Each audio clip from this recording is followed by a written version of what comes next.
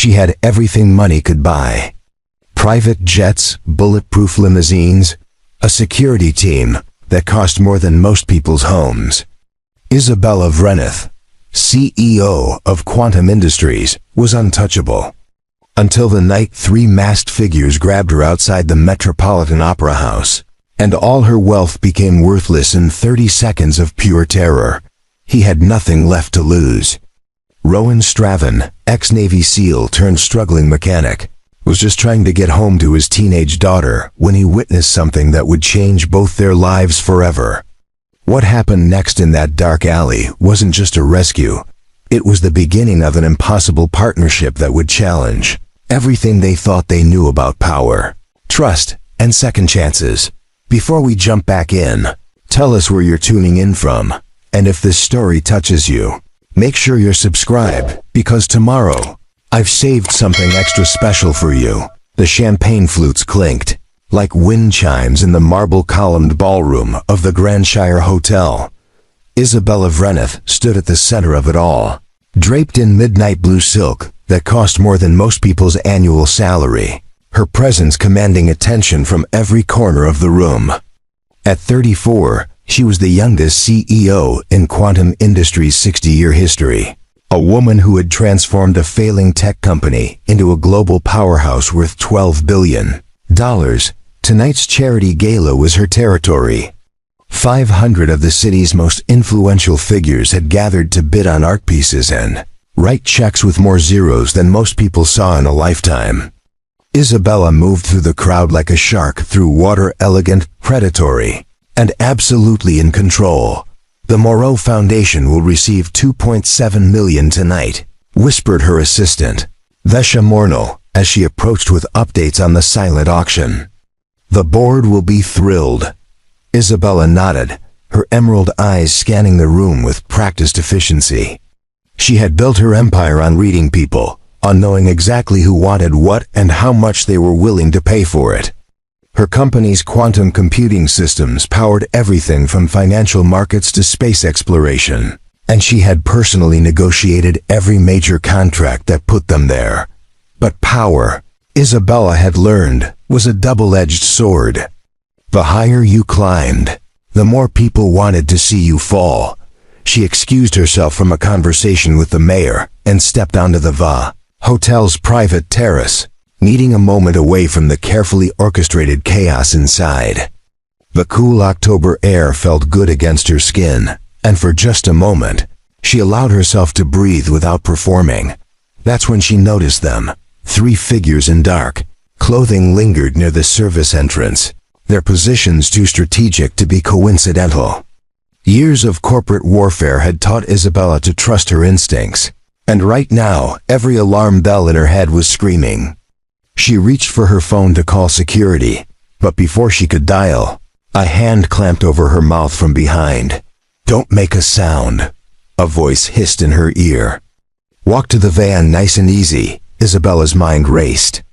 Her security team was inside, believing she was safe among 500 witnesses. Her bulletproof car was parked in the VIP section, useless now. All her wealth, all her power, all her carefully constructed defenses had just evaporated in 3 seconds. The man holding her was strong, professionally trained. She could smell cigarettes and cheap cologne, could feel the calluses on his hands. This wasn't random. This was planned, precise, and very, very expensive. They forced her down a narrow alley behind the hotel, away from the main street where her security detail waited. The van sat there like a predator, its engine running, back doors open and waiting. Isabella's legs felt like lead, but she forced herself to move, forced herself to think. She had survived hostile takeover attempts, boardroom coups, and assassination attempts on her character. But this was different. This was her life, not just her career, hanging in the balance. "Faster," one of the men growled, shoving her forward. She stumbled in her heels, her mind calculating distances, escape routes, anything that might give her an advantage. But there were 3 of them, all armed, all clearly experienced. The lead man reached for the van's back doors. And Isabella knew with crystal clarity that once she got inside that vehicle, Isabella Vreneth would cease to exist. She would become a commodity, a negotiating chip, a problem to be solved by someone else's terms. For the first time in her adult life, all her money meant nothing. All her connections were useless. All her carefully built walls had crumbled, leaving her exposed and helpless in a dark alley with three men who saw her as nothing more than a payday. The irony wasn't lost on her. She had spent years acquiring everything she thought would make her untouchable, only to discover that touch was exactly what she needed most. As they reached the van, one of the men spoke into a radio. Package secured. Moving to secondary location. Package. That's what she had become. A thing to be moved, stored, and delivered. Isabella closed her eyes and did something she hadn't done since she was 12 years old and her father had lost the family business to bankruptcy. She prayed. Not to any particular deity, but to the universe itself, to chance, to whatever force might be listening in that moment. She prayed for a miracle. The van doors gaped open, like a mouth ready to swallow her whole. The lead man's hand was on her shoulder, pushing her toward her fate. In 10 seconds, she would be inside. In 10 minutes, she would be gone. 9 seconds, 8 seconds, 7 seconds. And then everything changed. The first call came at 11:47 p.m. Vesha Mornell had been standing by the coat check, wondering why Isabella hadn't returned from her phone call, when she noticed the earpiece worn by the head of security crackling with urgent whispers. The man's face went pale, then rigid with professional focus. "Code black," he murmured into his wrist microphone. "Initiate lockdown protocol." Within minutes, the Grandshire Hotel transformed from an elegant charity gala into a crime scene. Guests were politely but firmly asked to remain in the ballroom while security swept every floor, every room, every possible hiding place. The mayor's security detail coordinated with hotel management. Police sirens wailed in the distance, growing closer, but Isabella Vreneth had vanished. The security footage told a story that made everyone's blood run cold. Cameras showed Isabella stepping onto the terrace at 11:23 p.m. They showed her checking her phone, taking a breath of fresh air, and then nothing. The camera covering the service entrance had been disabled 30 minutes earlier.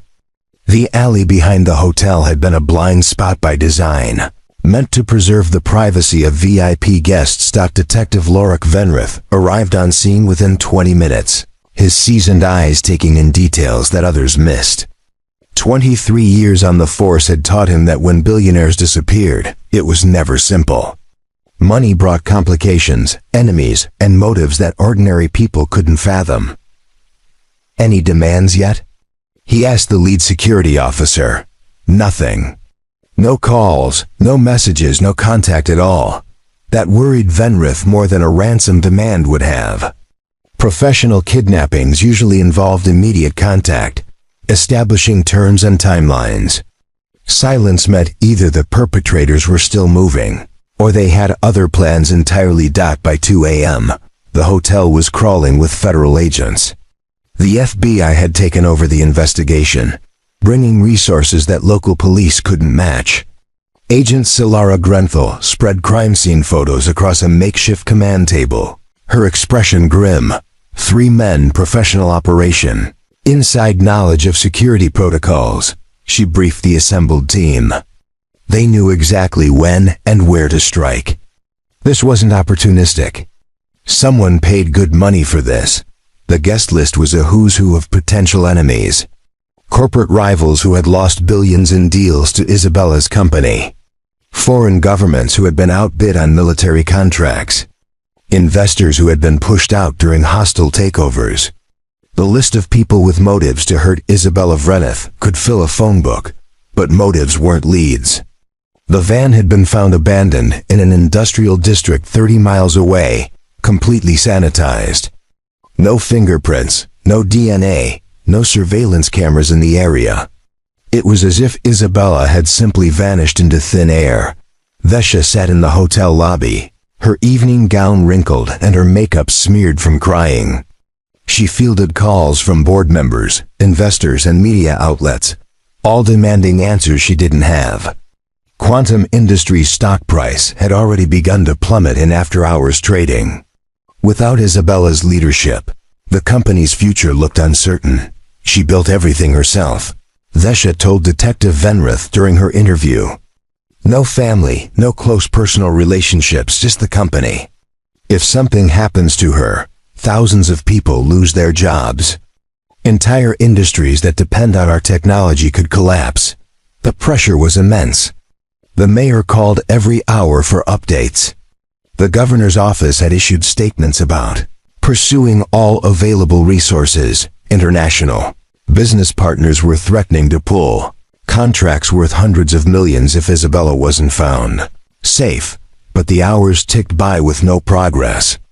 Dawn brought no new leads, no breakthrough discoveries, no sudden insights that would crack the case wide open. Isabella Vreneth, one of the most recognizable faces in American business, had simply disappeared. Agent Grenfell studied the timeline obsessively. The kidnapping had taken place during a window of exactly 4 minutes and 37 seconds, between when Isabella stepped onto the terrace and when security noticed her absence. In that narrow slice of time, 3 professionals had executed a plan months in the making. They're not local, she told her partner. This level of precision, this kind of planning, it's military or intelligence grade. We're dealing with people who've done this before. Preparing and narrating this story took us a lot of time. So if you are enjoying it, subscribe to our channel, it means a lot to us. Now back to the story. The search expanded beyond the city limits. Helicopters swept industrial areas and abandoned warehouses. Harbor Patrol checked every boat and shipping container. Roadblocks appeared on major highways, though everyone knew they were probably 12 hours too late. By noon the next day, the story had exploded across every major news network. Tech CEO vanishes at charity gala. Billionaire kidnapped in downtown. Quantum Industries in crisis as leader disappears. The coverage only made things worse. Every conspiracy theorist, amateur detective, and attention-seeking tipster in the country started calling with sightings and insider information. Police lines were flooded with false leads that consumed precious resources and manpower. Meanwhile, Isabella's absence created a power vacuum that her enemies were quick to exploit. Rival companies began poaching her top engineers with lucrative offers. Government contracts worth billions hung in limbo. The board of directors called emergency meetings to discuss succession plans that everyone hoped they'd never need to implement. But the most disturbing development came from the FBI's Behavioral Analysis Unit. Their profile of the kidnappers suggested this wasn't about money. Professional criminals would have made contact by now, establishing their demands and beginning negotiations. The continued silence meant the perpetrators either had other plans for Isabella, or they were already in the process of eliminating the evidence. The clock was ticking, and everyone knew it. In kidnapping cases, the first 48 hours were critical. After that, the chances of finding the victim alive dropped exponentially. As the second day dawned with still no contact from the kidnappers, Agent Grenfell stared at the crime scene photos and made a decision that would haunt her for the rest of her career. Expand the search to include body recovery, she ordered. Start checking landfills, construction sites, anywhere they might have disposed of evidence, because in her experience, when billionaires disappeared without a trace, they usually stayed that way. 20-6 hours earlier, Rowan Straven had been having the kind of day that made him question every decision that had led him to this point. His 1995 Ford pickup had broken down 3 blocks from Westbridge Technical College, where he'd been attending night classes in computer programming. The irony wasn't lost on him. A former Navy SEAL whose job had been to break things was now trying to learn how to fix them, at least digitally. He sat in the truck for 10 minutes, listening to the engine tick as it cooled. before calling his 17-year-old daughter Kellis. "Dead again?" she asked without preamble. "Dead again," he confirmed. "I can get a ride home from study group. Don't worry about picking me up." Rowan smiled despite his frustration. Kellis had inherited her mother's practical nature and her father's stubborn refusal to be defeated by circumstances. She had been 12 when her mother died in a car accident, and in the 5 years since, she had become the most mature person Rowan knew. So he walked 43 minutes through the downtown district, past office buildings where people in expensive suits made more money in a day than he made in a month. He didn't resent them for it, exactly, but he couldn't help noticing the distance between their world and his. The Grandshire Hotel stood like a monument to that distance. Rowan had walked past it dozens of times during his job search, had even applied for a security position there once. They had been polite, but firm in their rejection. His military background was impressive, they said, but they preferred candidates with civilian security experience. He was cutting through the alley, behind the hotel, when he heard voices. Low, urgent, professional. His training kicked in before his conscious mind could process what was happening. In the Navy, you learn to recognize the difference between normal conversation and operational communication. This was operational. Rowan pressed himself against the brick wall and peered around the corner. 3 men in dark clothing surrounded a woman in an evening gown. Even in the dim alley lighting, he could see the fear in her posture, the way her shoulders trembled despite her attempt to appear calm. One of the men was speaking into a radio. "Package secured." Moving to secondary location, Rowan's blood turned to ice. He had heard that phrase before, in briefings about hostage situations and extraction operations. These weren't muggers or opportunistic criminals. These were professionals. His mind calculated options, with the speed that had kept him alive through 3 combat deployments. 3 armed men, 1 hostage, narrow alley with limited escape routes. He was unarmed except for a pocket knife that would be useless against whatever weapons they were carrying. The smart play was to call 911 and hope police arrived in time. The safe play was to be a good witness and provide descriptions later. The logical play was to recognize that he was outnumbered and outgunned. Rowan had never been particularly smart, safe or logical. The woman was being pushed toward a van, its engine running, back doors open. In about 30 seconds, she would disappear forever. He had seen enough intelligence reports to know how these things ended. Professional kidnappings rarely involved ransom negotiations. They involved body disposal. So he moved. 20 years of military training compressed into 10 seconds of controlled violence. The first man never saw him coming, a sleeper hold applied with surgical precision, dropping him silently to the ground. The second man turned just in time to catch Rowan's elbow in his solar plexus, doubling him over before a knee to the face put him down permanently. The third man was reaching for his weapon when Rowan tackled him into the side of the van, the impact echoing through the alley like a gunshot. They hit the ground hard, Rowan using his weight advantage to pin the man while simultaneously disarming him. "Run!" he shouted to the woman. "Now!" But she didn't run. She stood frozen, watching him grapple with the third kidnapper, her eyes wide with shock and something else recognition. Not of him, but of the situation. This was a woman who understood crisis management, who had seen enough corporate warfare to recognize a battlefield when she found herself on one. Third man broke free and swung wildly at Rowan's head. Military reflexes kicked in, block, redirect, counter with devastating efficiency. The man dropped, unconscious before he hit the ground. Rowan stood breathing hard, adrenaline coursing through his system like electricity. Around him, 3 professional kidnappers lay motionless in various states of unconsciousness. The whole fight had lasted less than 2 minutes. He turned to the woman, expecting gratitude, or tears, or hysteria. Instead, she was studying him with the kind of analytical intensity usually reserved for business negotiations. "Are you hurt?" he asked. She shook her head, still staring at him. You're military, former Navy. Are you SEAL? It wasn't a question. Rowan nodded. Double quotes. Thank you, she said simply. Then, after a pause, I'm Isabella Vreneth. Even Rowan, who rarely paid attention to business news, recognized the name. Quantum Industries. Billionaire CEO. One of the most powerful women in the country. And he had just saved her life in a dirty alley behind a fancy hotel.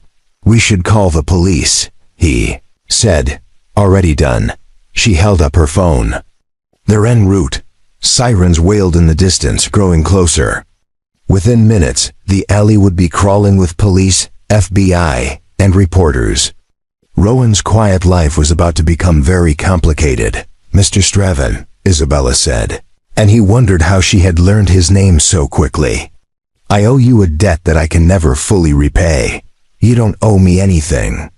Anyone would have. No, she interrupted, her voice carrying the authority of someone used to being heard. Not anyone. Not like that. Not with that skill, and certainly not with that courage. The police cars rounded the corner, their lights painting the alley in red and blue strobes. Isabella stepped closer to him, close enough that he could smell her perfume beneath the scent of fear and adrenaline. I'm going to make you an offer, she said quietly. Something that will change your life and your daughter's life forever. But first, we need to get through this. As Detective Vreneth approached with his notebook out and his questions ready, Rowan realized that his quiet existence had just ended. Whether he wanted it or not, he had just stepped into Isabella Vreneth's world.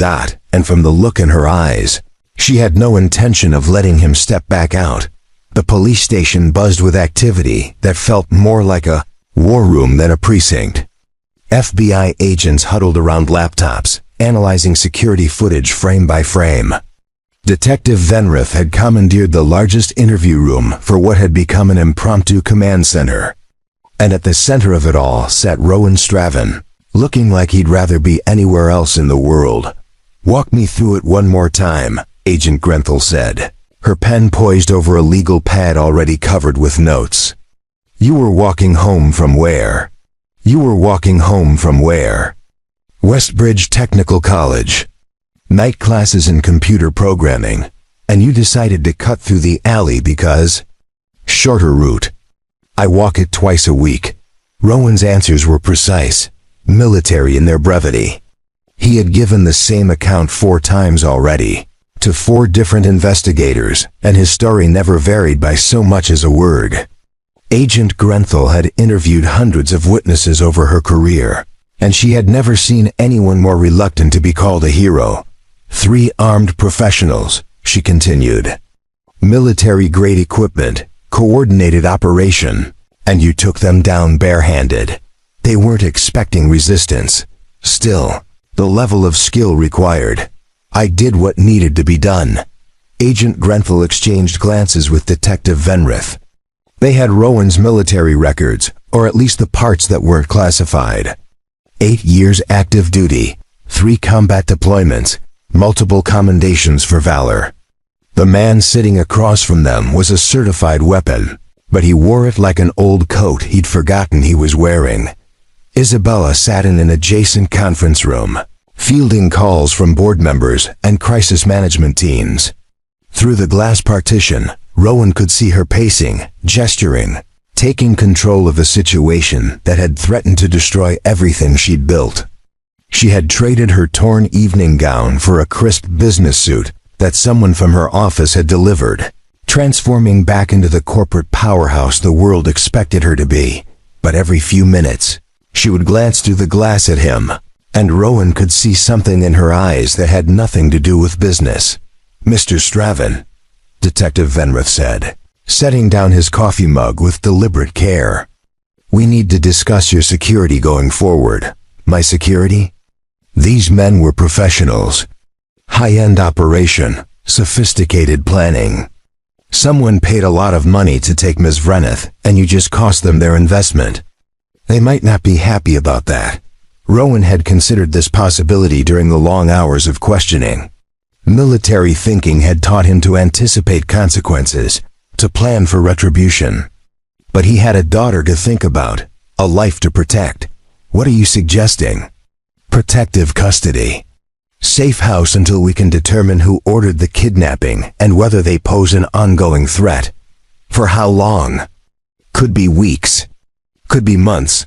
Rowan thought about Callus, probably asleep at home right now, unaware that her father had just appended their carefully ordered existence.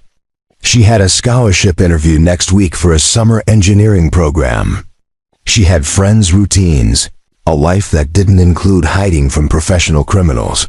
"I'll take my chances," he said. "Mr. Straven." I said no. The conversation was interrupted by a knock on the door. Isabella entered without waiting for permission, her presence immediately changing the dynamics of the room. She looked at the assembled investigators with the kind of calm authority that came from running board meetings and merger negotiations. "Gentlemen, I need a moment alone with Mr. Straven." Agent Grenfell started to protest, but Isabella's expression suggested that arguing would be futile. The investigators filed out reluctantly, leaving Rowan alone with the woman whose life he had saved. Isabella took the seat across from him, studying his face with the same intensity she had shown in the alley. "They want to put you in protective custody," I declined. "Because of your daughter." It wasn't a question. Rowan wondered again how she seemed to know so much about his life. Among other reasons. Isabella leaned forward, her voice dropping to nearly a whisper. "The men who tried to take me tonight, they're not going to just disappear. Someone paid them, someone with enough resources to hire the best. And now you've interfered with their plans. I understand the risks, do you?" Her eyes flashed. "Because I don't think you understand who you're dealing with. I don't think you comprehend the level of danger you've just invited into your life." Rowan met her gaze steadily. "I've been in danger before, not like this. Not with your daughter's safety on the line." The mention of Callus hit its mark. Rowan's jaw tightened, and for the first time since the questioning began, his military composure cracked slightly. Isabella pressed her advantage. "I want to hire you." "As what?" "Head of personal security. Full-time position, competitive salary, comprehensive benefits package." She paused. "Including protection for your daughter." Rowan was quiet for a long moment. "What kind of salary are we talking about?" 200,000 annually, plus bonuses based on performance. The number hit him like a physical blow. 200,000 was more than he had made in his best year in the Navy, more than he could realistically expect to earn with his current skill set and limited civilian experience. It was college tuition for Callus, a reliable car, a house in a good neighborhood. It was everything he couldn't provide for his daughter on his own. "There would be conditions," Isabella continued. "You would need to relocate. Proper housing would be provided, naturally. Your daughter would attend private school, the best available.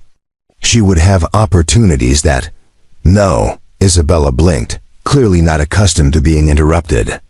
"I'm sorry?" I said no.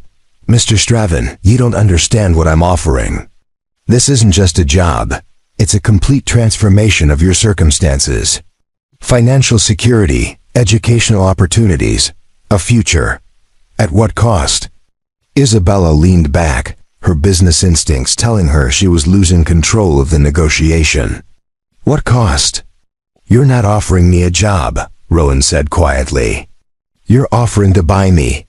To turn me into another asset in your portfolio, another problem you can solve by writing a check.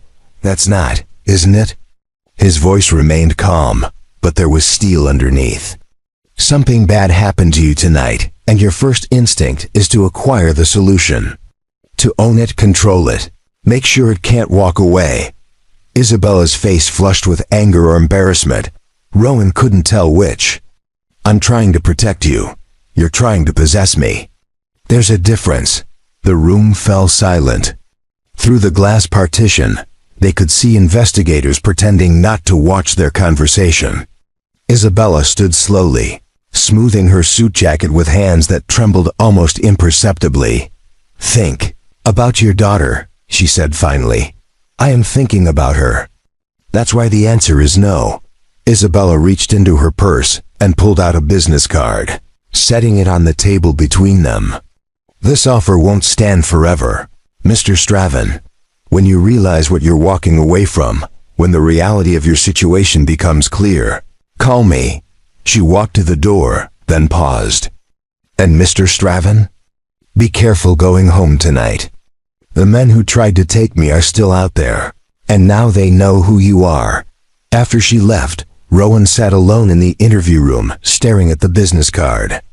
Isabella Vrentiff, Chief Executive Officer, Quantum Industries.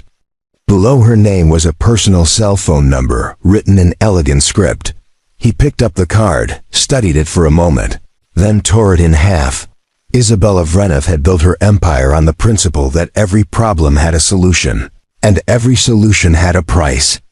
In her 12 years as CEO of Quantum Industries, she had never encountered a negotiation she couldn't win, a deal she couldn't close, or a person she couldn't convince to see things her way. Rowan Straven was proving to be an aggravating exception to that rule.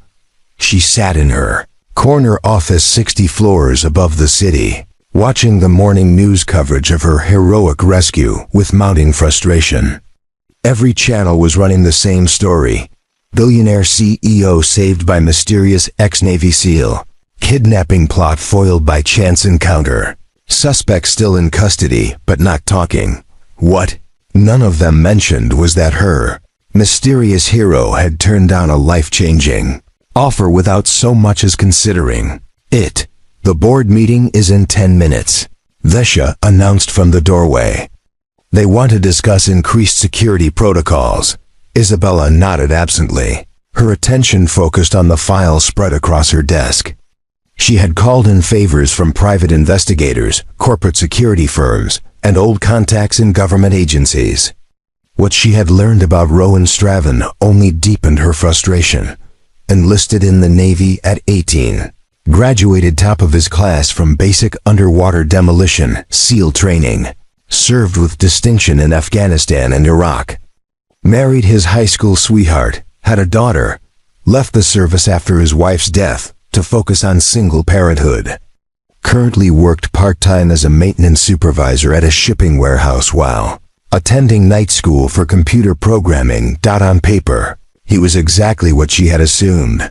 A man struggling to make ends meet, raising a daughter on his own, facing a future limited by his lack of civilian credentials. The kind of person who should have jumped at the opportunity she offered. But the psychological profile painted a different picture. Multiple commendations for refusing to abandon wounded teammates under fire.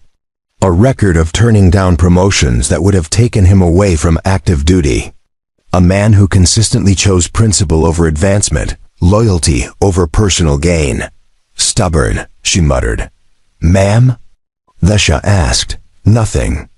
"Cancel the board meeting. Reschedule for this afternoon." Isabella had made her decision. If Rowan Straven wouldn't come to her, she would go to him. The address in his file led her to a neighborhood that existed in a different universe from her usual world. Modest houses with small yards, older cars parked on the street, children's bicycles abandoned on sidewalks. It was the kind of place where people actually knew their neighbors' names, where front porches served purposes beyond architectural aesthetics. Rowan's house was a small 2-story structure with peeling paint and a mailbox that leaned slightly to one side. Isabella parked her Mercedes across the street and immediately understood why 3 of her board members had called to express concern about her driving herself anywhere without a security detail. She didn't belong here. Her $1,000 heels clicked awkwardly on the cracked sidewalk. Her designer suit drew stares from a group of teenagers shooting basketball in a nearby driveway. This was Rowan's world, and she was clearly an invader. The front door opened before she could knock. Rowan stood in the doorway wearing jeans and a faded navy t-shirt, his expression unreadable. "Ms. Vrentiff." "Mr. Straven, may I come in?"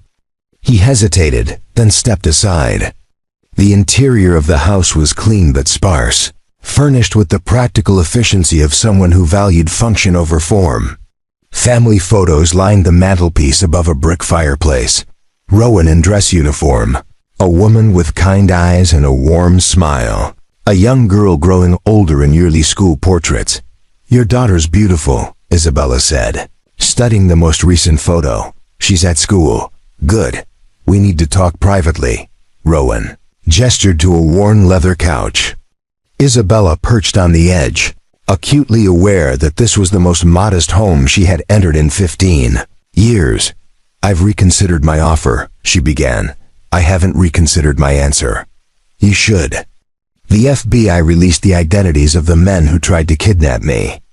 Konstantin Yezhov, Dmitry Volkov, Alexei Petrov. All former Russian Spetsnaz, all wanted by Interpol for kidnapping and murder." Rowan's expression didn't change, but she saw his hands tighten slightly on the arm of his chair. "They were released on bail this morning," she continued. "Posted by a shell company that traces back to a corporation in Montenegro. Someone with serious resources wants them free. Why are you telling me this?" "Because you're in danger. Because your daughter is in danger. Because my problems have become your problems, whether you want them or not." Isabella reached into her purse and pulled out a tablet, showing him surveillance footage from the courthouse. 3 men in expensive suits walking out of jail, their faces hard and professional. "They know who you are, Rowan. They know where you live, where your daughter goes to school, where you work. And in their world, witnesses don't get to walk away." For the first time, she saw fear flicker across his features. Not for himself, but for his daughter. She pressed her advantage. "I'm not trying to buy you," she said softly. "I'm trying to save you." Rowan was quiet for a long moment, studying the surveillance footage. When he spoke, his voice was carefully controlled. "What exactly are you proposing?" "Full protection for you and your daughter. Relocation to a secure facility until this is resolved. And yes, employment, because you'll need income and purpose while you're in hiding. For how long?" "However long it takes. And if I refuse?" Isabella met his eyes. "Then I suggest you teach your daughter how to watch for surveillance, how to vary her routes to school, how to recognize potential threats. Because those men aren't going to forget what you did to them." Rowan stood and walked to the window, looking out at the street where Isabella's Mercedes sat like a neon sign announcing her presence. A normal life, Isabella realized, watching him process the impossible choice she was forcing him to make. "You could have sent a representative," he said without turning around. "Could have made this offer through lawyers or security consultants. Why come yourself?" The question caught her off guard. Isabella had been asking herself the same thing during the drive over, and she wasn't entirely comfortable with the answer. "Because this isn't business," she admitted. "What you did for me, what you risked, it was personal. And my response needs to be personal too." Rowan turned to face her. "You don't owe me anything." "Yes, I do. Those men would have killed me. And you stopped them knowing it would put you and your daughter at risk. That's not a debt I can repay with money. Then how do you repay it?" Isabella stood, smoothing her skirt with hands that shook slightly. "By making sure you don't regret saving my life." As she reached the door, Rowan's voice stopped her. "Ms. Vreneth." She turned. "If I agree to this, if I take your offer, I want your word that my daughter's safety comes first. Before your company, before your security, before everything else." Isabella nodded. "You have it, and I want to meet your head of security, review all protection protocols, approve all arrangements before we make any moves." "Agreed. And if at any point I decide this isn't working, if I want out, you let us go. No contracts, no obligations, no consequences." Isabella hesitated. Once Rowan entered her world, extraction would be complicated and dangerous. But she could see from his expression that this was non-negotiable. "You have my word." Rowan walked to the mantelpiece and picked up the most recent photo of his daughter. studying it with the expression of a man memorizing something precious before putting it away. When do we start? The Meridian Tower complex stood like a fortress of glass and steel on the outskirts of the city, its 42 stories gleaming in the afternoon sun. Unlike the urban chaos of downtown, this was a planned community of luxury condominiums, corporate offices, and high-end retail spaces, all surrounded by landscaped grounds and discreet security checkpoints. Rowan sat in the passenger seat of an armored SUV, watching the approaching towers with the analytical eye of someone trained to assess defensive positions. The complex was impressive from a security standpoint. Limited access points, clear sight lines, multiple layers of protection between the outside world and the residential floors. "Top floor is yours," Isabella said from beside him, following his gaze. 3 bedrooms, full kitchen, private elevator access. Your daughter will have her own space, and there's a study area for homework. What about school? Ashford Academy has agreed to accept her as a transfer student. It's only 20 minutes from here, and they have an excellent computer science program. Rowan turned to study Isabella's profile.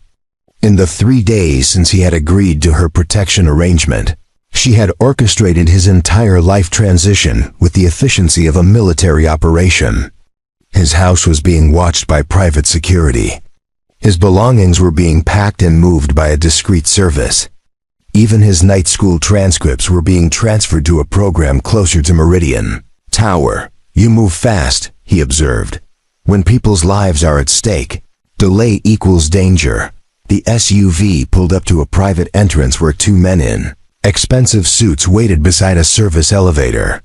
Isabella's head of security, Marcus Tharvin, was a former Secret Service agent whose calm professionalism reminded Rowan of his old commanding officers. His partner, Calvin Drovic, had FBI credentials and the hyper-vigilant posture of someone who trusted no one completely. "Perimeter is secure," Tharvin reported as they exited the vehicle. "Surveillance teams are in position, and we've run background checks on all building staff who might have access to the residential floors."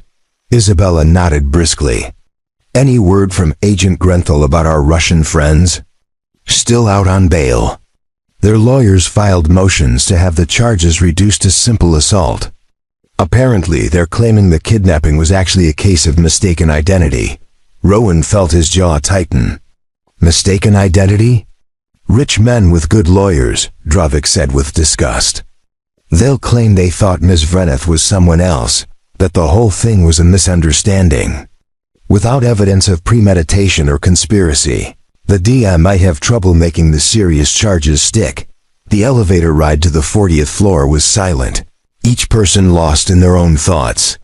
When the doors opened, Rowan found himself in a foyer that was larger than his living room at home. Floor-to-ceiling windows offered panoramic views of the city, and the furniture looked like it belonged in a museum rather than someone's home. "This is temporary," Isabella said, perhaps sensing his discomfort. "Until we can determine the scope of the threat against us that double quotes us." Rowan noticed the pronoun choice but didn't comment. Instead, he walked to the windows and studied the view, automatically cataloging escape routes and potential sniper positions. "Force of habit," he said when he realized Isabella was watching him. "Good habits. That's why you're here." Tharvin cleared his throat. "If I may, sir, I'd like to review our security protocols with you. Your military background means you understand threat assessment better than most civilians." For the next hour, they discussed contingencies and procedures with the thoroughness of a military briefing. Rowan found himself impressed by the level of planning Isabella's team had implemented. Every detail had been considered, from emergency evacuation routes to communication protocols in case of separation. "What about my daughter?" Rowan asked. "What happens when she's at school, with friends, living her life?" "Discreet protection," Isabella replied. "She never see them, never know they're there, but trained professionals will be watching. For how long?" "However long it takes." However long it takes. The answer was unsatisfying, but Rowan understood the reality of their situation. Professional criminals didn't operate on convenient timelines, and Isabella's wealth made her a permanent target for people who saw kidnapping as a lucrative business model. That evening, Callis arrived with 2 suitcases and the bewildered expression of a teenager whose life had just been upended without explanation. Rowan had told her only that his involvement in stopping the crime had created security concerns, and that they needed to stay somewhere safe until the situation was resolved. "This is temporary," he assured her as she explored the apartment's multiple bedrooms. "Dad, this place probably costs more per month than you make in a year. It's not about money. It's about safety." Callis paused in front of the living room windows, staring out at the glittering cityscape below. At 17, she had inherited her father's analytical nature and her mother's intuitive understanding of people. She could sense the weight of things left unsaid.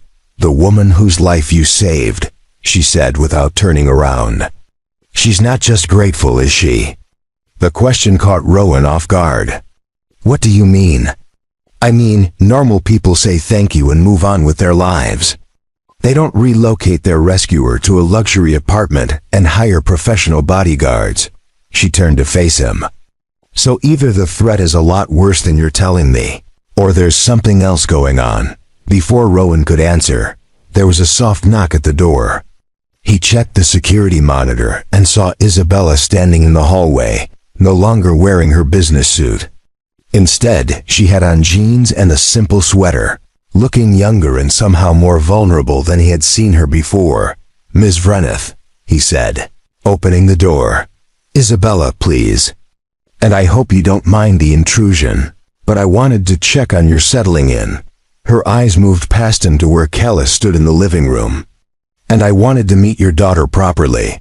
Callis approached with the polite wariness of a teenager meeting an adult whose importance she could sense but not quite understand. "You must be Isabella. Dad told me what happened. Some of what happened," Isabella replied with a slight smile. "Your father is modest about his heroics." They talked for nearly an hour, and Rowan found himself watching Isabella with growing surprise. Away from boardrooms and business negotiations, she was different. Still intelligent and commanding, but warmer, more natural. She asked Callis about her interests, her school plans, her goals, with the genuine curiosity of someone who actually cared about the answers. When Isabella finally left, Callis turned to her father with an expression he couldn't quite read. "She's not what I expected," she said. "What did you expect?" "Someone colder, more corporate. Someone who saw people as assets instead of individuals." Callis paused. "But she looks at you like you matter. Not like an employee or a business arrangement, but like a person she actually cares about." Rowan felt something twist in his chest, an emotion he wasn't ready to examine. "She's grateful for what happened. That's all." "Dad," Callis's voice was gentle but firm. "I'm 17, not 7. I know the difference between gratitude and something else." Later that night, as Callis settled into her new bedroom, Rowan stood at the living room window staring out at the city lights. His phone buzzed with a text message from Isabella. "Thank you for letting me meet her properly. She's remarkable, just like her father." He stared at the message for a long moment before typing back, "She gets that from her mother." The response came immediately. "No, she gets her strength from you." Rowan set the phone aside and tried to focus on the practical aspects of their situation. Security protocols to memorize, threat assessments to review, a new job to learn. But Isabella's words echoed in his mind, and he found himself thinking about the way she had looked at Callis, the genuine warmth in her voice when she spoke about their temporary living arrangement. This was supposed to be business. Protection and employment in exchange for loyalty and service. But somewhere in the space between professional obligation and personal gratitude, something else was growing, something that made their temporary arrangement feel increasingly permanent, and their professional relationship seem like a foundation for something much more complicated. 3 weeks into their new arrangement, Rowan had established a routine that balanced his security duties with the surreal luxury of their temporary life. He woke at 0500 for PT in the building's private gym, reviewed overnight security reports over coffee, and briefed Isabella's protection detail before she left for the office. Evenings were spent helping, callous with homework and trying to pretend that living in a penthouse apartment was normal. It was during one of these evening homework sessions that everything changed. Isabella had arrived home later than usual, her typically immaculate appearance showing signs of strain. Her jacket was wrinkled, her hair slightly disheveled, and there was a tightness around her eyes that spoke of difficult decisions and long meetings. Hostile takeover attempt, she explained when Rowan asked if everything was all right. Blackwater Consortium has been buying up shares through shell companies for months. They made their move today. Kellis looked up from her calculus textbook. How hostile are we talking? Isabella managed a tired smile. The kind where they try to remove me as CEO and strip the company for parts. Can they do that? Kellis asked. If they acquire enough voting shares, yes. They can do whatever they want. Rowan watched Isabella pour herself a glass of wine with hands that shook almost imperceptibly. He had seen enough combat stress to recognize someone operating on adrenaline and caffeine, pushing through exhaustion by sheer force of will. When's the last time you ate? He asked. Isabella paused, wine glass halfway to her lips. I had coffee this morning. That's not food. I'll order something later. No, Rowan said, standing up. You'll eat now. He moved to the kitchen and began pulling ingredients from the refrigerator.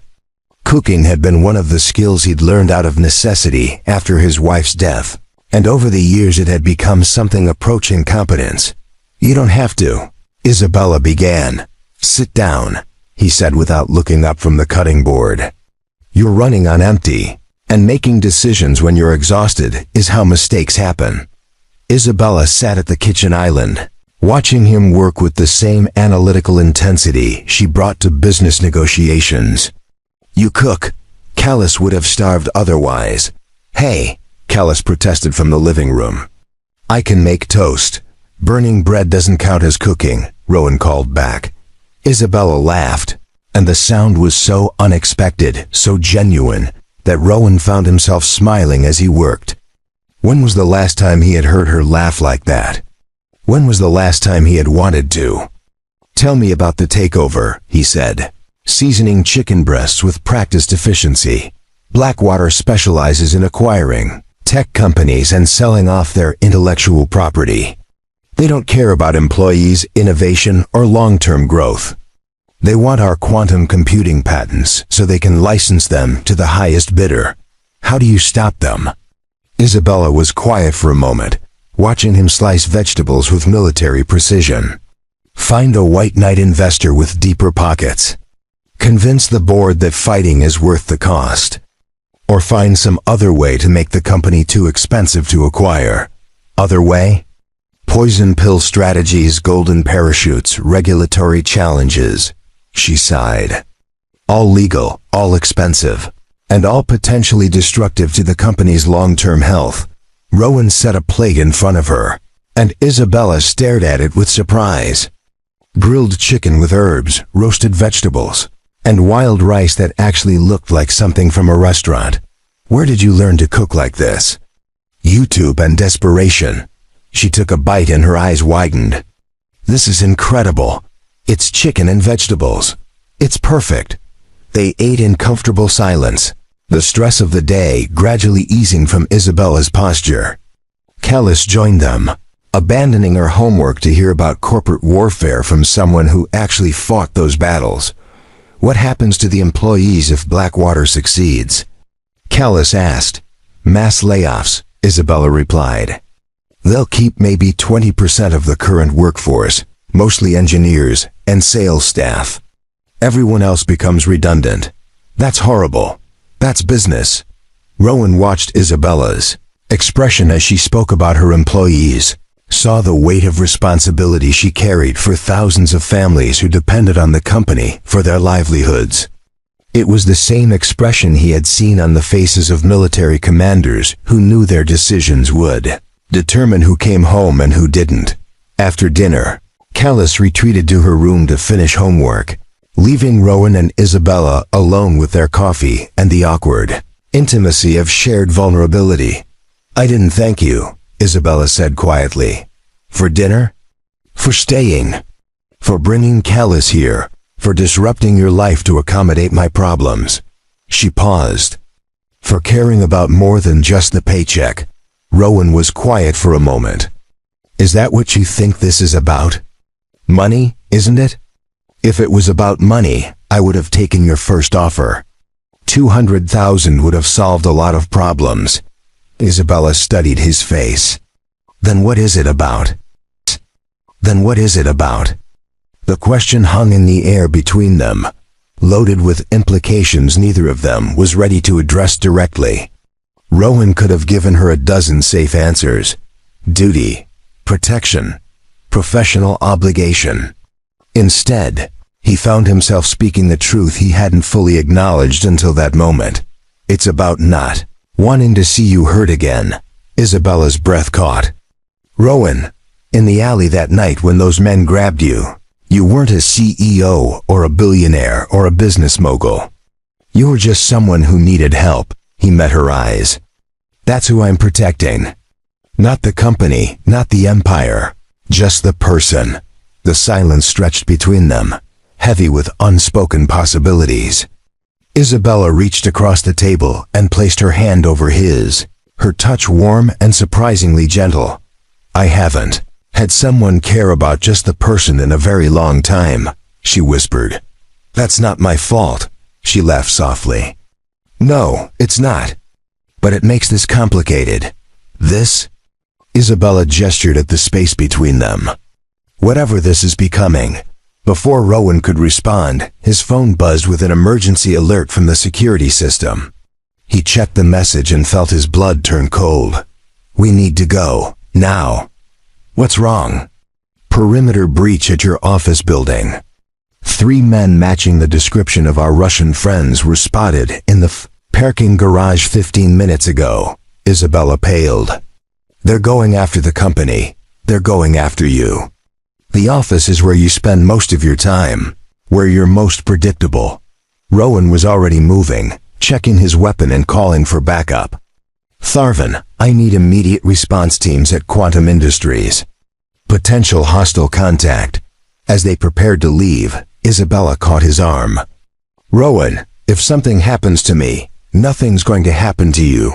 But if it does, I need you to know that these past few weeks, having you and Callis here, it's been the most normal I've felt in years." He looked at her then, really looked, and saw past the executive armor to the woman underneath. Vulnerable, frightened, but trusting him with her life in a way that went beyond any employment contract. "Nothing's going to happen to you," he repeated. "I won't let it." But as they descended toward the parking garage and the waiting security team, Rowan couldn't shake the feeling that their peaceful interlude was ending, and that whatever came next would test both their professional arrangement and the growing personal connection neither of them was ready to name. The attack came at 2:47 a.m. on a Tuesday, swift and professional, and designed to send a message that no amount of security could guarantee safety. Rowan woke to the sound of his phone buzzing with urgent alerts from the building security system. Before he was fully conscious, military training had him reaching for the weapon he kept in the nightstand drawer, his mind automatically shifting into combat mode. "Callis," he called quietly, moving toward her bedroom. "Wake up. We need to move." His daughter was already sitting up in bed, alert and frightened. "What's happening?" "Security breach." "Get dressed, grab your go bag. Meet me in the hallway in 60 seconds. They had practiced this scenario multiple times, but Rowan had hoped they would never need to implement it. As Callis quickly gathered her emergency supplies, he moved to Isabella's suite and found her already awake, standing by the window in a silk robe, her phone pressed to her ear. "I don't care what it costs," she was saying. I want every available security contractor in the city protecting our people. Rowan approached carefully, not wanting to startle her. Isabella, we need to go. She turned, and he saw something in her expression that made his stomach clench with dread. They didn't come here, she said quietly. They went after the company. What do you mean? Quantum Industries. Someone set off explosive devices in 3 different locations simultaneously. The server rooms, the research lab, and the executive conference room. Her voice was eerily calm, the kind of calm that preceded either complete breakdown or dangerous action. Preliminary estimates suggest the damage will cost somewhere between $50 and $100 million to repair. Rowan felt the pieces clicking together in his mind. This wasn't random destruction. This was strategic. Blackwater Consortium issued a statement 20 minutes ago. They're concerned about the company's ability to maintain security protocols and protect valuable intellectual property. They're calling for an emergency board meeting to discuss leadership changes. The takeover. They orchestrated this. Paid our Russian friends to create exactly the kind of crisis that would justify removing me as CEO. Isabella's hands clenched into fists. They're using my own security concerns against me. Marcus Tharvin appeared in the doorway, his expression grim. Ma'am, we need to relocate immediately. Intelligence suggests this was phase 1 of a coordinated operation. Phase 1 of what? Rowan asked.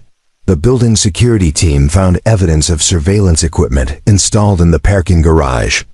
Someone's been monitoring our movements for weeks, learning our patterns. Tharvin's voice was tight with professional anger. They know when you come and go, what routes you take, how our security operates. Isabella moved to her bedroom to dress, her movements sharp and efficient. When she emerged 5 minutes later in dark jeans and a tactical jacket, she looked like someone preparing for war. Where are we going? Kellis asked as they gathered in the foyer. Safe house in the mountains, Tharvin replied. Completely off-grid, no electronic signatures, no predictable access patterns. As they waited for the armored vehicles to arrive, Isabella pulled Rowan aside. I need you to know that this isn't what I intended when I asked you to work for me. What do you mean? I meant to protect you and Kalis, not drag you deeper into my war. Her voice was quiet but intense. Blackwater isn't just trying to acquire my company. They're trying to destroy everything I've built, everyone who matters to me, including us. Especially you. They know that taking you away from me weakens my position, makes me more vulnerable to pressure. Rowan understood immediately. By accepting Isabella's protection, he had made himself a target. By growing closer to her, he had become a weapon that could be used against her. We can leave, he said. Take Kellis somewhere safe. Let you handle this business problem without worrying about us. Isabella's response was immediate and fierce. No, Isabella, no, she repeated. I won't let them drive you away. I won't let them take away the only good thing that's happened to me in years. The admission hung between them, raw and honest. Before Rowan could respond, Tharvin signaled that their vehicles had arrived. The safe house was a fortified cabin nestled in dense woods 2 hours outside the city. Solar panels provided off-grid power, satellite dishes maintained encrypted communications, and motion sensors created an invisible perimeter around the property. It was the kind of place where people disappeared when they needed to become ghosts. For 3 days, they lived in a state of suspended animation. Isabella conducted business through encrypted video calls, coordinating legal challenges to Blackwater's takeover attempt while managing the crisis at her damaged facilities. Rowan maintained security protocols and tried to keep Kellis occupied with online classes and books, but the isolation and constant threat assessment was wearing on everyone. I'm tired of being afraid, Kellis announced on their 4th evening, looking up from her laptop where she had been working on college application essays. I'm tired of living like we're criminals hiding from the law. Isabella paused in her review of legal documents. I know this is hard. It's not hard, it's insane, Kellis continued. We're hiding in the woods because some business executives hired criminals to blow up your building. That's not normal. That's not something that should happen in civilized society. Rowan saw the anger in his daughter's eyes, the frustration of a young person whose future had been hijacked by adult conflicts she couldn't control. None of this is your fault, Isabella said quietly. And it's not yours either, Kellis replied. But somehow we're all paying the price for other people's greed. That night, as Kellis slept in the cabin's loft bedroom, Rowan and Isabella sat by the fireplace, the weight of their situation settling over them like smoke. She's right, Isabella said. This isn't fair to either of you. Life isn't fair. That's the first lesson the military teaches you. But this is my choice to fight, not yours. You shouldn't have to sacrifice your daughter's sense of security for my business problems.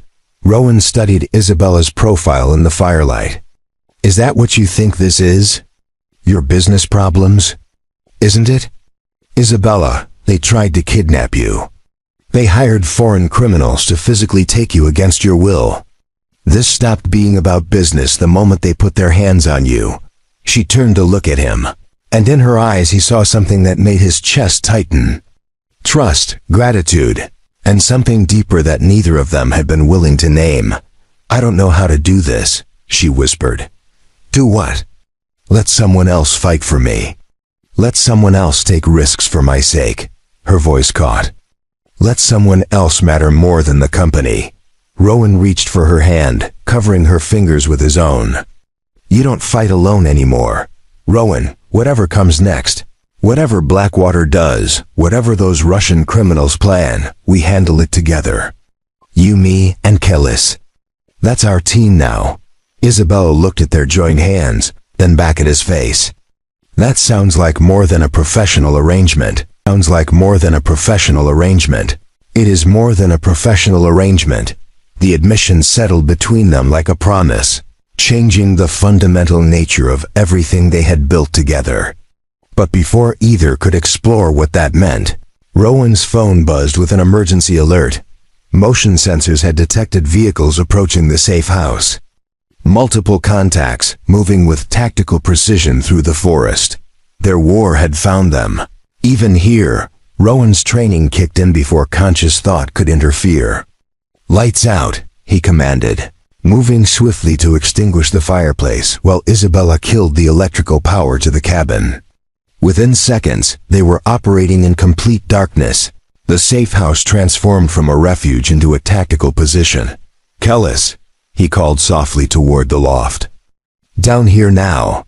His daughter appeared at the top of the stairs, fully dressed and carrying her emergency pack. She had inherited more than her mother's intuition. She had absorbed her father's preparedness through years of observation. How many? Isabella asked, her voice steady despite the circumstances. Rowan checked his tactical display. 6 vehicles, approximately 20 personnel. They're surrounding the perimeter, cutting off all escape routes. Through the cabin's reinforced windows, he could see flashlight beams moving through the trees like predatory eyes. These weren't local law enforcement or federal agents conducting a legal operation. The movement patterns were too coordinated, too militaristic. Blackwater? Isabella asked. Has to be. The Russians alone wouldn't have this kind of manpower. Tharvan's voice crackled through their encrypted radio system. Command, this is Overwatch. I'm in position on the ridge with Calvin. We count 22 hostiles, full tactical gear, military-grade weapons. This isn't a capture operation. They're equipped for elimination. The implication hit Rowan like a physical blow. Blackwater had decided that Isabella was too dangerous to merely remove from her company. They wanted her permanently out of the picture, along with anyone who might complicate their narrative. Options? He asked Tharvan, limited. They have us surrounded, but the terrain favors defense if we can hold our position. Problem is, they're not interested in a siege. Thermal imaging shows they're preparing for assault. Isabella moved to the weapons cache they had hoped never to need. What's our realistic chance of fighting our way out? Rowan didn't sugarcoat the assessment. Against 22 professionals with superior numbers and equipment? Maybe 15%. And if we surrender? 0% survival probability. Callus looked between them, her young face pale but determined. So we fight? No, Rowan said immediately. You're not fighting anything, Dad.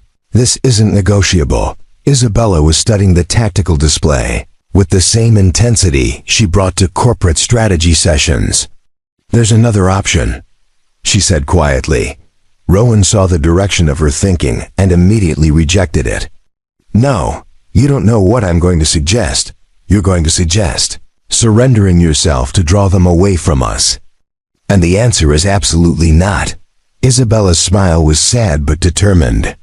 It's the only logical solution. They want me, not you or Callus. If I walk out there, they'll take me and leave you alone. They'll kill you, maybe, but they'll definitely kill all of us if we stay here.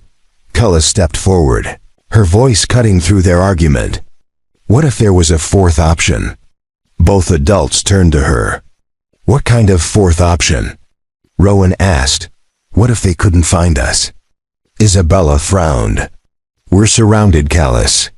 There's nowhere to go. Actually, there is. Callus moved to her laptop and pulled up what looked like building schematics. I've been studying the cabin's construction while we've been here.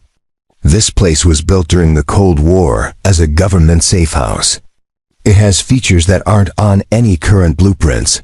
She highlighted a section of the cabin's foundation. Underground tunnel system, designed for emergency evacuation. The entrance is hidden behind the root cellar, and it connects to a cave system that exits about 2 miles from here. Rowan stared at his daughter with a mixture of pride and terror. How did you discover this? I hack things for fun, remember? I pulled the original construction documents from an archived government database. She looked between them. The tunnel's been sealed for decades, but I think we could break through. Isabella was already moving toward the root cellar. Show me. They descended into the cabin's lower level, where Callus directed them to what appeared to be a solid stone wall. But closer inspection revealed hairline cracks that suggested a hidden door. It opens from this side, Callus explained, pointing to a section where the mortar was slightly different in color. But once we're through, we need to reseal it somehow. I can handle that, Rowan said, examining the mechanism. But this tunnel hasn't been used in 40 years. We don't know if it's stable, if it's flooded, or if it even connects to anything useful. We know staying here means dying, Isabella replied. The decision was made for them by the sound of approaching footsteps on the cabin's front porch. Through the ceiling, they could hear voices coordinating a breach operation. Rowan worked frantically to open the tunnel entrance while Isabella gathered essential supplies. Within minutes, they had created an opening large enough for a person to crawl through. You first, he told Callus. Dad, what about the entrance? How do you seal it from inside? Rowan looked at the mechanism, then at Isabella and his daughter. The math was simple and brutal. Someone had to stay behind to reseal the tunnel and misdirect their pursuers. Someone had to buy time for the others to escape. I'll catch up, he said. No, Isabella said immediately. If anyone stays, it should be me. They want me, not you. And if anyone's qualified to evade pursuit and survive in hostile territory, it's me. Rowan's voice was calm but final. Get Callus to safety. That's an order. Callus grabbed his arm. Dad, don't do this. I'm not doing anything except giving you both a head start. He kissed his daughter's forehead. I'll find you. I promise. Isabella stepped close to him, her eyes bright with unshed tears. Rowan, take care of her, he interrupted. And when this is over, when Blackwater is destroyed and those Russian criminals are in prison, find me. Where? You'll know where. The sound of breaking glass from upstairs ended their conversation. Rowan pushed them toward the tunnel entrance, sealing the opening behind them as the first tactical team breached the main floor above. As he prepared to face 22 professional killers with nothing but his training and the fierce determination to protect the two people who had become his entire world. Rowan Straven realized that some sacrifices weren't about dying for someone. Sometimes they were about living long enough to fight your way back to them. 10 months later, Rowan stood in the gleaming lobby of the newly rebuilt Quantum Industries headquarters, watching Isabella address a crowd of investors, employees, and media representatives. The woman at the podium bore little resemblance to the terrified victim he had rescued from a dark alley, or even the exhausted executive who had cooked dinner with him in a luxury apartment. Isabella commanded the room with quiet confidence, her voice steady as she announced the formation of the Straven Foundation for Corporate Security Reform. Too many companies today operate without adequate protection for their employees and stakeholders, she said, her eyes finding his in the crowd. Too many criminals believe that corporate warfare justifies violence against innocent people. The Straven Foundation will provide security consulting, threat assessment, and protection services to businesses that cannot afford their own comprehensive safety programs. The name choice still surprised him.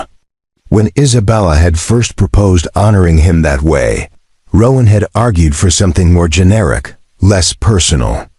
But she had been adamant that the foundation carry his name, and eventually he understood why. The night at the safe house had changed everything, not just for their relationship, but for how Isabella viewed the intersection of business and personal responsibility. Rowan's survival of that confrontation had been equal parts military training, tactical thinking, and pure stubborn refusal to die before seeing his daughter and Isabella again. The details were classified now, part of an ongoing federal investigation into Blackwater Consortium's criminal conspiracy. But the outcome was public record: 22 mercenaries arrested, Blackwater's leadership facing federal charges, and Isabella's company stronger than ever. The tunnel system that Kellis had discovered had indeed connected to a cave network, allowing Isabella and his daughter to emerge 2 miles away, where Tharvin and Calvin were waiting with backup. By the time FBI tactical teams had surrounded the safe house, Rowan had already neutralized 6 attackers and was using the cabin's defensive advantages to hold off the rest. He turned a potential massacre into a tactical nightmare for them, Agent Grenthal had explained during the debriefing. Professional criminals expect easy targets, not a one-man army with nothing to lose. But Rowan knew that truth was simpler than that. He had found something worth fighting for, something worth surviving for, and that had made all the difference. The Foundation's first initiative, Isabella continued from the podium, will be providing free security assessments to technology startups and small businesses in underserved communities. Because innovation shouldn't require choosing between growth and safety. Kellis nudged him with her elbow. She's really doing this, isn't she? Apparently so. His daughter was a freshman at MIT now, studying computer science with a focus on cybersecurity. Her discovery of the tunnel system had been the beginning of a fascination with hidden networks and protective systems. She spent her weekends consulting for the Foundation, helping design digital security protocols that complemented their physical protection services. "Dad," she said quietly, "when are you going to ask her?" Rowan glanced at his daughter, then back at Isabella. "Ask her what?" "Don't play dumb. You've been carrying that ring around for 3 weeks." The ring was indeed in his jacket pocket, a simple platinum band with a small diamond that had cost him most of his savings from the past 6 months. He had been waiting for the right moment, the perfect opportunity, the ideal circumstances. "Maybe after the press conference," he said. "Maybe. You should stop overthinking it." Isabella concluded her presentation to enthusiastic applause, fielding questions about funding, implementation timelines, and partnership opportunities. But through it all, her eyes kept returning to Rowan, and he could see something in her expression that had nothing to do with business. Later, as the crowd dispersed and the media packed up their equipment, Isabella found Rowan on the building's rooftop garden. The space had been redesigned since the bombing, transformed into a memorial garden for the 3 security guards who had died protecting the building that night. Nervous? He asked. Terrified, she admitted. Starting a foundation is almost as scary as running from mercenaries through underground tunnels. Almost. She laughed, moving to stand beside him at the railing overlooking the city. Sometimes I can't believe this is real. 6 months ago, I was so focused on protecting what I had built that I nearly lost everything. Now I'm giving away millions to help other people protect what they're building. You're not giving it away. You're investing in something bigger. Isabella turned to study his profile. Is that what you think this is? An investment? I think this is you becoming the person you were always meant to be. The words hung between them, heavy with meaning. Isabella reached for his hand, their fingers intertwining with the easy familiarity of 2 people who had learned to trust each other. Completely. Rowan, she said softly, I need to tell you something. What? I love you.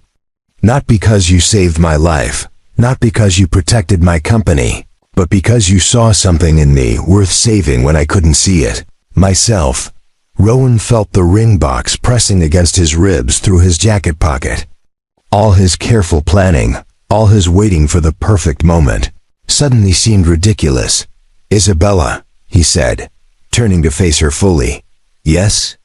Instead of retrieving the ring, instead of dropping to one knee, instead of delivering the speech he had practiced, Rowan simply cupped her face in his hands and spoke the truth. Marry me. Her smile was radiant, transformative, the kind of smile that made everything else fade into background noise. Yes, just like that. Just like that. As they kissed overlooking the city they had both learned to call home, Rowan reflected on the strange journey that had brought them together. A random act of violence had introduced them, mutual necessity had bound them, and shared adversity had forged them into something unbreakable. But it was love, quiet and steady and earned through 1,000 small choices, that would sustain them for whatever came next. The Straven Foundation would go on to protect hundreds of businesses and thousands of employees over the coming years. Isabella would transform from a corporate titan into a philanthropist whose work saved lives on a scale that dwarfed her previous achievements. And Rowan would continue doing what he had always done, protecting the people who mattered, one life at a time. Because sometimes the greatest legacy isn't what you build for yourself, but what you build for others to inherit. Up next, you've got 2 more standout stories right on your screen. If this one hit the mark, you won't want to pass these up. Just click and check them out. And don't forget to subscribe and turn on the notification bell so you don't miss any upload from us.